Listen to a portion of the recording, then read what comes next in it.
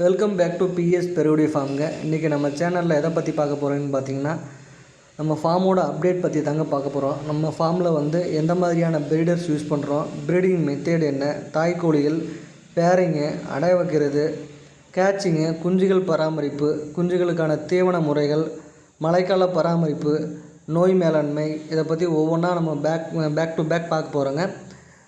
நம்ம நிறைய நண்பர்கள் நமக்கு கால் பண்ணி குஞ்சுகள் எதுவும் சேலுக்கு இருக்கான்னு அப்படின்னு கேட்குறீங்க. பட் இப்போதைக்கு வந்து குஞ்சுகள் எதுவும் கொடுக்க முடியலைங்க. நிறைய நண்பர்கள் ஃபோன் பண்ணி குஞ்சுகள் கேட்குறீங்க, நம்மளால் கொடுக்க முடியல. ஸோ வந்து இதுக்கப்புறம் வர குஞ்சுகள் எல்லாமே அப்படியே பேரண்ட் ஸ்டாக்காக நம்ம நிறுத்தி அதுக்கப்புறம் நம்ம குஞ்சுகள் சேல்ஸ் பண்ணலான்னு முடிவு இருக்குங்க. இப்போ வந்து பட்டாக்கள் ஒரு 2-3 பட்டாக்கள் சேலுக்கு இருக்குங்க. பட்டாக்கள்லாம் ஒன்று ரொம்ப சின்னதெல்லாம் கிடையாதுங்க. எல்லாமே ஒரு வயசு சேவல் தாங்க. இல்லை ஒரு ட்ரையல் 2 ட்ரையல் பார்த்து கட்டுத்தரையில் இருக்குங்க. அந்த மாதிரி தாங்க இப்போது சேலுக்கு இருக்குது. இந்த சேனலில் இப்போ இப்போதைக்கு நம்ம என்ன பார்க்க போகிறோம்னு பார்த்தீங்கன்னா, நம்ம ஃபார்மோட ப்ரீடர்ஸை பற்றி தாங்க பார்க்க போகிறோம். இப்போ நம்ம பார்க்குறது வந்து இது மயில் சேவலுங்க. இது நம்ம வீட்டிலே குஞ்சான சேவலுங்க. இது நம்ம வீட்டிலேயே குஞ்சானது. நல்லா வந்து டபுள் பாடிங்க. டபுள் பாடி இப்போவே பார்த்தா கூட நம்ம 5 கிலோவுக்கு மேலே தாங்க இருக்கும். இது வந்து நம்ம ஃபார்மோட ஒன் ஆஃப் தி ப்ரீடருங்க. நம்ம ரொம்ப ஃபேவரட்டான ப்ரீடர்கள் இதில் ஒன்றுங்க. இதுவும் ஒன்று. ஸோ இது வந்து நம்ம இப்போ கோழிக்கு போட்டிருக்குங்க. ஒரு 4 கோழிக்கு போட்டு இப்போ வந்து ரெஸ்ட்டில் இருக்குங்க.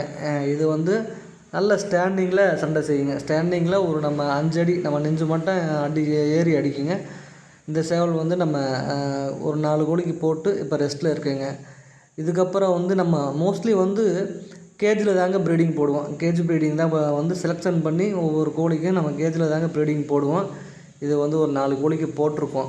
இதுக்கப்புறம் வந்து நம்ம வந்து இன்னும் 2 சேவல் வந்து ப்ரீடிங்க்கு யூஸ் பண்ணுறோங்க. அடுத்து வரதும் ஒரு பச்சைக்கால் மயில் சேவலுங்க. நல்ல ஏத்தக்காலில் நல்ல உயரமான சேவலுங்க. இது வந்து நல்ல வால்கட்டுகள், நல்ல முகலட்சணம், ஏத்தக்காலில் சேவலுங்க. நல்லா பெருவட்டுங்க. இது வந்து நம்ம வந்து ப்ரீடிங் யூஸ் பண்ணிகிட்ருக்கோம். பேரிங் போட்டு வெளியே வந்து இது மாதிரி நம்ம வந்து கயிற்றுல வந்து நீளமாக கட்டி விட்டுருவோங்க. அது பேரிங் போட்ட சேவலும் இந்த ஒரு வேலையும் வந்து இதில் வந்து அணைஞ்சு முட்டை விட்டுட்ருக்குங்க.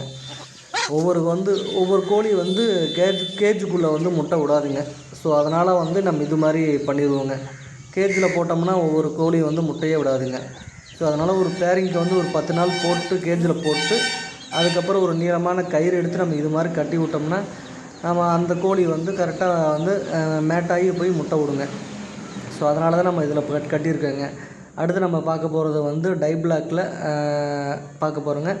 இந்த சேவை வந்து நம்ம வெளியிருந்து பர்ச்சேஸ் பண்ணதுங்க. இந்த சேவை வந்து வெளியிருந்து எடுத்துருக்கோங்க. இந்த சேவலும் வந்து நம்ம ப்ரீடிங்க்கு யூஸ் பண்ணிகிட்டு இருக்கோங்க. இந்த சேவல் வந்து ஒரு 4.5 கிலோ சைஸில் இருக்குங்க. நல்ல வைப்ரேஷனுங்க, ஸ்பீடு அண்டு நல்ல வைப்ரேஷன். இந்த சேவலும் நம்ம வந்து கோழிக்கு யூஸ் பண்ணிகிட்ருக்குங்க.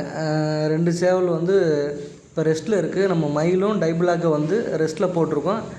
இந்த சேவலும் வந்து ஒரு 2 கோழிக்கு போட்டு இப்போ ரெஸ்ட்டில் போட்டிருக்கேங்க. இதிலிருந்து சிக்கு எதுவும் இப்போதைக்கு எதுவுமே நம்ம கொடுக்கறது இல்லைங்க. நம்ம பேரண்ட் ஸ்டாக்காக அதிகப்படுத்திட்டு அதுக்கப்புறம் வந்து நம்ம வந்து கொடுக்கலான்ட்டு முடியல. இப்போதைக்கு எந்த சேலும் இல்லை. சேலுக்குன்னு ஒரு 3 பட்டா இருக்குங்க. 3 பட்டானா எல்லாமே சின்னது கிடையாதுங்க. எல்லாமே பெருசு தாங்க. எல்லாம் 1 இயர் ஆன சேவை தான். எல்லாம் வந்து ஒரு ட்ரையல் 2 ட்ரையல் பார்த்து கட்டுத்தரையில் இருக்குங்க. அந்த 3 மட்டும்தான் சேலுக்கு இருக்குது. இது வந்து நம்ம வெளியே பர்ச்சேஸ் பண்ணணும். இதுவும் 2வது பார்த்த மயில் வந்து நம்ம வெளியே பர்ச்சேஸ் பண்ணது. அது 2மே ஹை பட்ஜெட்டில் நம்ம வெளியே வாங்கி இப்போ கோழிக்கு போட்டிருக்கோம். எல்லாம் ஃபில்ட்ரு பண்ணி தாய்க்கோழிகள் எல்லாத்தையுமே ஃபில்ட்ரு பண்ணி நல்ல சண்டை வர்க்கம் உள்ள கோழிகளை மட்டும்தாங்க நம்ம வச்சுருக்கோம். ஸோ வந்து நம்மள்ட்ட வாங்குறவங்க வந்து நிறைய பேர் வந்து சண்டைக்கு தாங்க வாங்குகிறாங்க. அதனால் வந்து நல்ல சண்டை வர்க்கம் உள்ள கோழிகளை மட்டும் நம்ம வச்சுருக்கோங்க. இதெல்லாம் வந்து நம்ம கோழிக்கு யூஸ் பண்ணிகிட்ருக்கோங்க.